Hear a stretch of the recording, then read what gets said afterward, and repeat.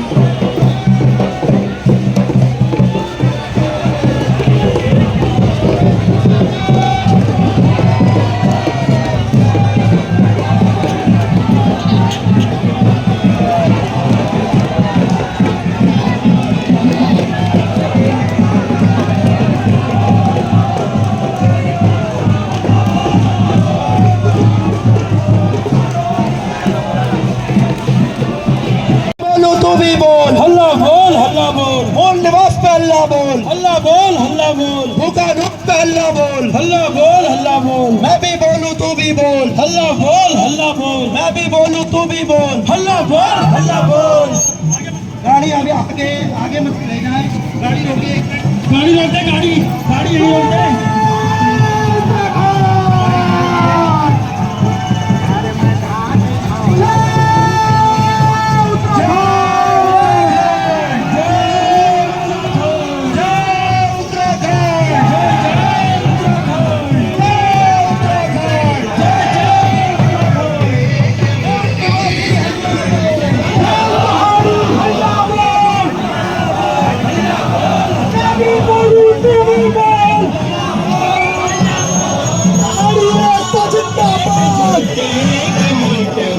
उत्तराखंड के नौजवान जिंदाबाद,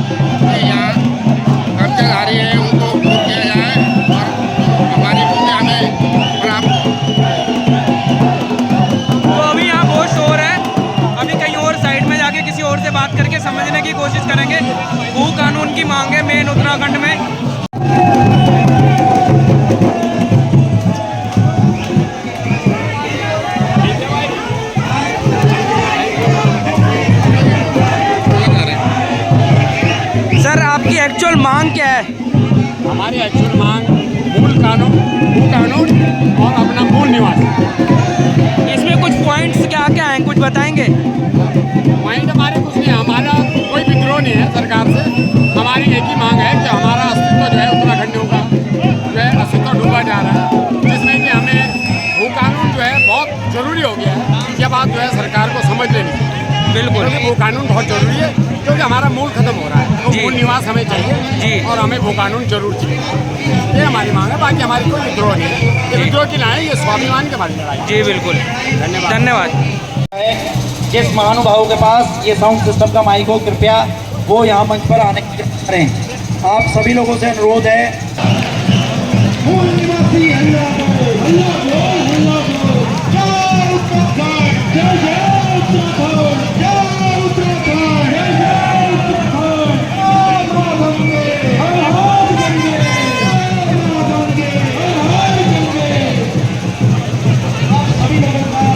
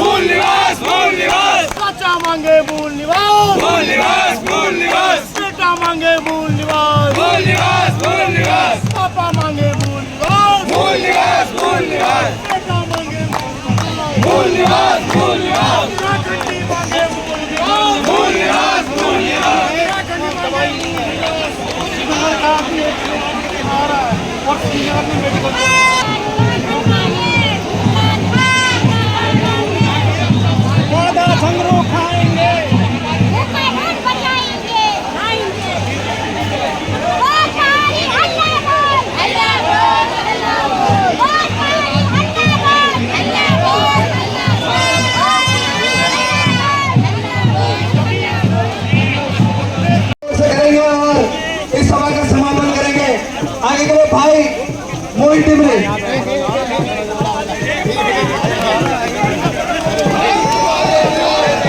मोहित तुम संघर्ष करो, हम तुम्हारे साथ हैं। मोहित तुम संघर्ष करो, हम तुम्हारे साथ हैं। मोहित तुम संघर्ष करो, हम तुम्हारे साथ हैं। मोहित तुम संघर्ष करो, हम तुम्हारे साथ हैं। मैं मोहित टिमरे के संघर्ष को पिछले काफी लंबे समय से जानता हूँ, पहचानता हूँ। इस प्रकार से वो पिछले एक दशक से सभी कार्यों लगे हुए हैं। आप सबकी लड़ाई इस प्रदेश में मूल निवास और भू कानून की लड़ाई लड़ रहे हैं।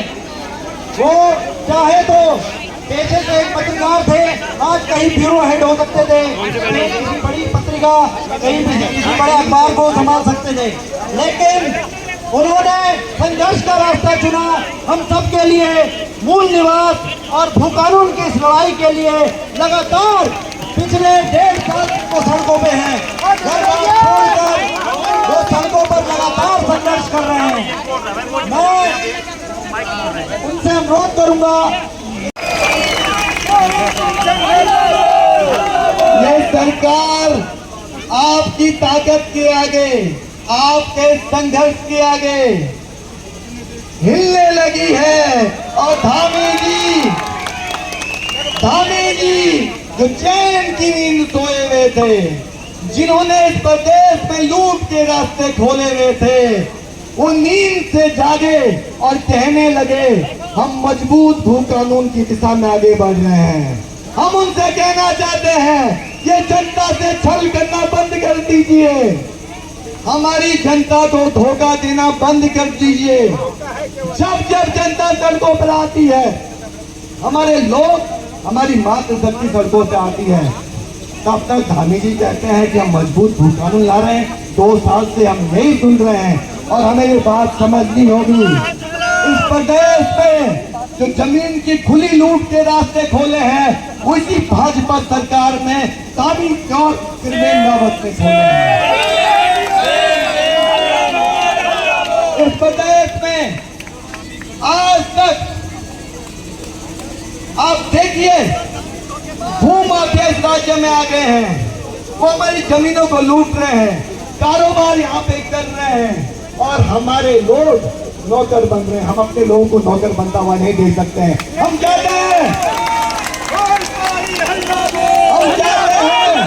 हमारे लोगों की जमीनें उनको उनका मालिकाना हक मिलता रहे। हमारे लोग चौकीदार नौकर नहीं मालिक बनने चाहिए। लड़ाई इसको लेकर है। हमारे लोगों को पहला अधिकार इस राज्य में नौकरियों में होना चाहिए। यहाँ के मूल निवासियों को हम चाहते हैं रोजगार में, सरकारी योजनाओं में, ठेकेदारी में, तमाम संसाधनों में पहला अधिकार मूल निवासी का होना चाहिए। आप मुझे बताइए क्या मूल निवासियों को पहला अधिकार मिलना चाहिए, नहीं मिलना चाहिए? आप देखिए, आप बताइए क्या इस राज्य में भू कानून मजबूत होना चाहिए, नहीं होना चाहिए? क्या इस राज्य में ड्रग्स का कारोबार बंद होना चाहिए, नहीं होना चाहिए? तो हम तो ऐसी कर रहे हैं ठोकर। इस लड़ाई को आगे बढ़ाना है। मैं कुछ दिन पहले देख रहा था वीआईपी करो और प्रेमचंद अग्रवाल कहते हैं कोई वीआईपी नहीं है, वीआईपी रूम है। हमारी बेटियों के साथ ऐसा होता है और प्रेमचंद अग्रवाल वीआईपी को बचाने की साजिश करता है कि लोग हमारे हैं क्या? तो भैया बैठ जाओ, हमारे अधिकारों की बात कर रहे हैं क्या? बैठ जाओ, पता नहीं चल रहा कुछ, ये राज्य में नहीं चलेगा। नीचे बैठ जाओ ना। आप देखिए दिख रहा है, वो पता ही नहीं इस चल रहा। राज्य में हमारे बच्चों को मालिकाना हक दिया जा रहा है और जो पहाड़ में कारोबार करने वाले लोग हैं, यहाँ के मूल निवासी हैं, उनको उजाला आगे कर दो, उनको आगे कर दो। आप आगे आ जाओ भाई साहब। उनको उजाला जा रहा है पहाड़ के लोगों को, यहाँ के मूल निवासियों को। अगर बस्तियां बसाई जा रही है, क्यों बसाई जा रही है? वोट बैंक के लिए। ये यहाँ की डेमोग्राफी बदल रहे हैं। जो आज मैं बात करना चाहता हूँ, एक बात आप लोग भी समझ जाइए। जो इस राज्य में राष्ट्रीय पार्टियों से बदल रही है, आने वाले समय में जो राष्ट्रीय पार्टियों में चुने हुए लोग हैं, अन्य लोग हैं, विधायक बनने का सपना मत देखना। ये विधायक कैसे बनेंगे हमारे लोग इस राज्य में? इतनी बड़ी तादाद में लोग आगे कैसे प्रधान बनेंगे, कैसे क्षेत्र पंचायत बनेंगे? कोई नहीं बन पाएगा इस राज्य में। हमारी राजनीतिक हैसियत खत्म करने की साजिश हो रही है। ये लड़ाई राष्ट्रीय पार्टियों में जुड़े हुए तमाम पदाधिकारियों और नेताओं की थी। हम लोग लड़ रहे हैं, हम नहीं लड़ रहे उनकी लड़ाई, वो नहीं लड़ रहे।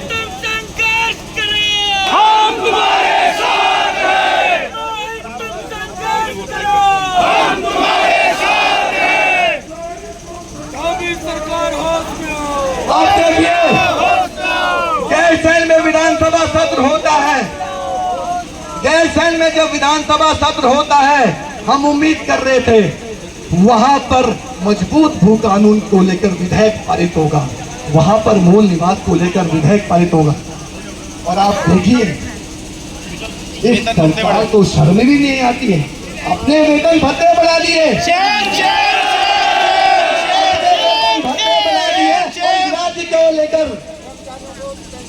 इस राज्य में जो बेरोजगार लड़ रहे हैं, रोजगार की बात कर रहे हैं, उनके लिए सरकार ने कोई ऐसा कानून नहीं बनाया कि आपको नौकरियां मिलेंगी, अपने वेतन भत्ते। अधिकारों के लिए ये संघर्ष इसी तरह आगे बढ़ता रहेगा। आप लोगों की ताकत ही हमारी ताकत है। अगर आप लोग इस संघर्ष में साथ नहीं होते तो मोहित कुछ भी नहीं कर पाता, कुछ भी नहीं कर पाता। आप लोगों की जो भागीदारी है, इस लड़ाई की वजह से ही ये संघर्ष आगे बढ़ रहा है। मोहित टिप्पणी बहुत छोटी सी भूमिका में है, मैं कुछ भी नहीं हूँ। अगर आप हैं तो हम लोग हैं, आपका संघर्ष है तो हम साथ में आपके खड़े हैं, इस संघर्ष को आगे बढ़ाने के लिए।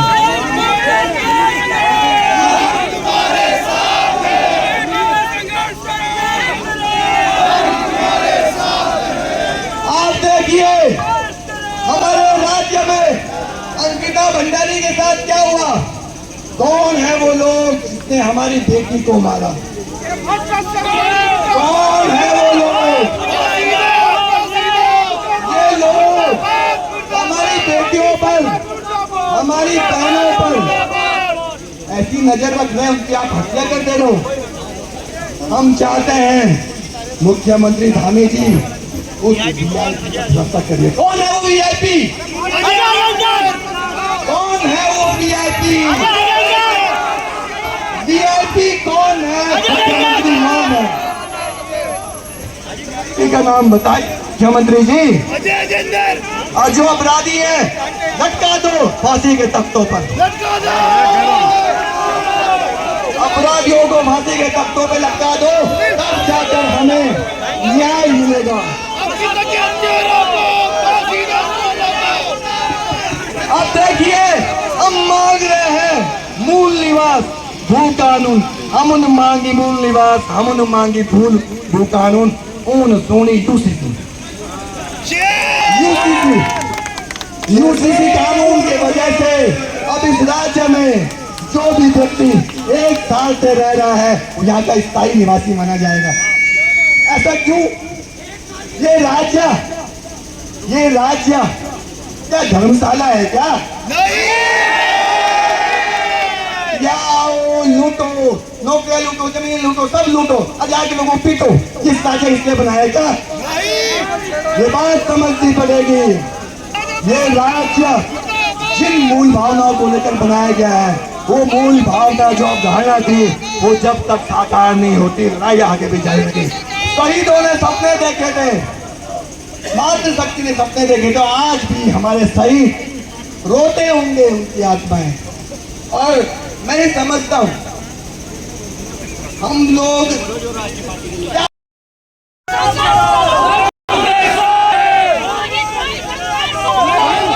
आप सभी का बहुत बहुत धन्यवाद दूंगा और आपसे करूंगा, अपेक्षा करूंगा, उम्मीद करूंगा इस लड़ाई को कमजोर मत ले देना। मैं हर जगह एक बात कहता हूँ, बात यहाँ पे कहूंगा, इस बात को आप लोग से सुनेंगे तो मैं एक बात कहना चाहता हूँ, हमारे पीछे बहुत बड़ी बड़ी तक लगी है।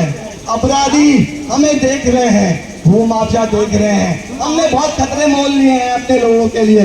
मैं हर बात की बात बोलता हूँ, हम इस राज्य में रहे न रहे, यह आंदोलन की आग खत्म नहीं होनी चाहिए।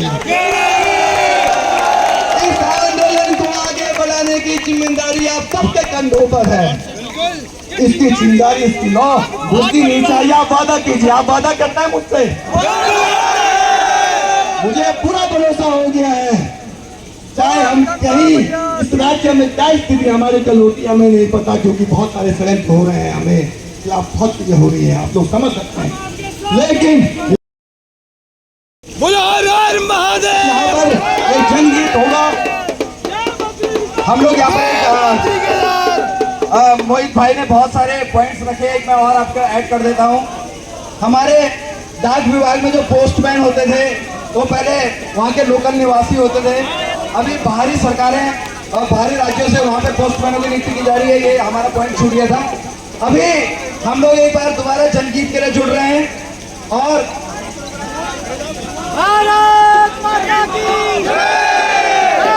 उसके बाद ज्ञापन यहाँ पर पढ़ा जाएगा।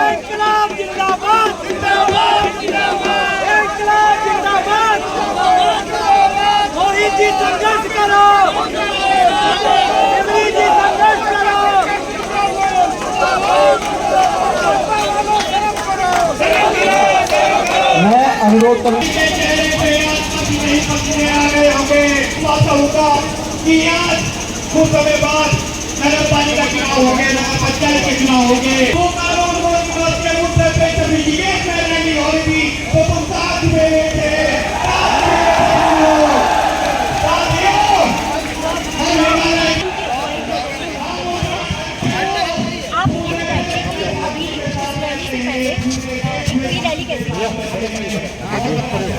मैं समझता हूँ कि ऋषिकेश के इतिहास में राज्य बनने के बाद पहली बार ऐतिहासिक महारैली हुई है और इस महारैली के बाद सरकार भी कांपने लगी है। हमें संदेश आ गई है और हमारे लोगों को तो हजारों की संख्या में सड़कों पर रोका गया कि आप महारैली में मत जाइए। सरकार इस तरह से कर रही है, लोगों को उनके अधिकार के प्रति जो लड़ रहे हैं उनको भी रोक रही है। सरकार बहुत डरी हुई है इस आंदोलन से और मैं समझता हूँ जनता की ताकत है, बहुत बड़ी ताकत भी इस सरकार को छुपाएगी और हमारे जो मांगे हैं निवास का सवाल हो भूखा सरकार को मानना ही पड़ेगा। अभी 2 दिन पहले गांधी जी ने बयान दिया था कि वो अगले बजट सत्र में कानून मूल निवास लेकर आएंगे, वो कानून लेकर आएंगे और जिन लोगों ने ज़मीनें खरीदी है उल्लंघन किया है कानूनों का उनके खिलाफ कार्रवाई की। इसके बावजूद भी कितनी बड़ी महारैली आप लोगों ने ऑर्गेनाइज करवाई थी, तो क्या आपको सरकार के आश्वासन पर विश्वास नहीं है और अगर नहीं है तो मुझे हमारी सरकार बहुत हो चुकी है। अभी राज्य में 1950 से पहले से रह रहा है यहाँ का मूल निवासी है, लेकिन यहाँ पर स्थिति क्या है, मूल निवास की व्यवस्था खत्म हो गई है। एक स्थायी व्यवस्था सरकार ने यहाँ पे दी है, जो 15 साल से लोग रह रहे हैं यहाँ के स्थायी निवासी माने जाएंगे और जो मूल निवासी है वो भी स्थायी निवासी माने जाएंगे। अभी कहना चाहते हैं जो 15 साल से रह रहे हैं वो स्थायी निवासी, जो यहाँ पे सदियों से रह रहे हैं वो भी स्थायी निवासी। अंतर क्या है, उसमें अंतर को कुछ हो। हमारी इसमें यही मांग है कि 1950 के आधार पर मूल निवासियों का सर्वेक्षण होना चाहिए। उसी आधार पर यहाँ पर नौकरियों में, रोजगार में, संसाधनों में, ठेकेदारी में, सरकारी योजनाओं में मूल निवासियों को ही पहली प्राथमिकता इस राज्य में मिलनी चाहिए। ज़मीन के कड़े कानून लागू होने चाहिए। ऐसा नहीं होना चाहिए कोई भी कल का आया हुआ आदमी यहाँ कितनी चाहे ज़मीन खरीद ले और उसके बाद हमारे लोगों को वहाँ नौकर बनाए, चौकीदार बनाए। हम चाहते हैं हमारी ज़मीन है तो मालिक भी हमारा रहेगा, उस पर नौकरदार नहीं चाहते, हम उसको चाहते हैं हम मालिक बन के काम करें, उसकी हिस्सेदारी उद्योगों में हो हमारे लोगों की। हम अपने लोगों के लड़ रहे हैं, हम अपनी पहचान के लड़ रहे हैं। हमें पता है आने वाले कुछ सालों में हमारे लोग अल्पसंख्यक हो जाएंगे, इसी तरह आबादी बढ़ेगी इस राज्य में। तो वो लोग कल विधायक बनेंगे, प्रधान बनेंगे, सबको बन जाएंगे, आगे फिर इस राज्य का बनाने का फायदा क्या है। इस राज्य की विचारधारणा ये थी पर्वतीय राज्य हो गया, हमारी अपनी सांस्कृतिक पहचान अलग है, भौगोलिक परिस्थितियाँ भिन्न है। यूपी के ज़माने में जब हम थे हमारी समस्याओं का हल नहीं होता था, आज फिर हम उसी दिशा में आ गए।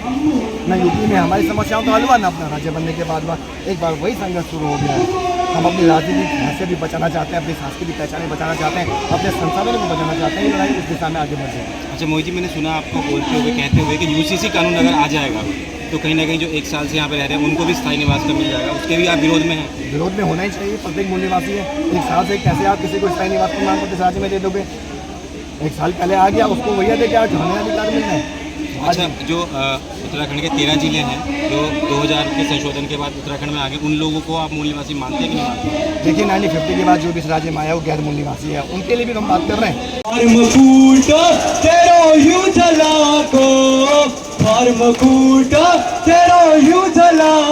जनकी गाल गंगे की धारा मेरा हिमालय, हिमालय गाल गंगे की धारा मेरा हिमालय। अरे उत्तराखंड मेरी मातृभूमि, मातृभूमि यो मेरी पितृभूमि, ओ भूमि तेरी जय जयकारा मेरा हिमालय, हिमालय तेरी जय जयकारा मेरा हिमालय। अरे पार्वती को मेरा मैं दिया था।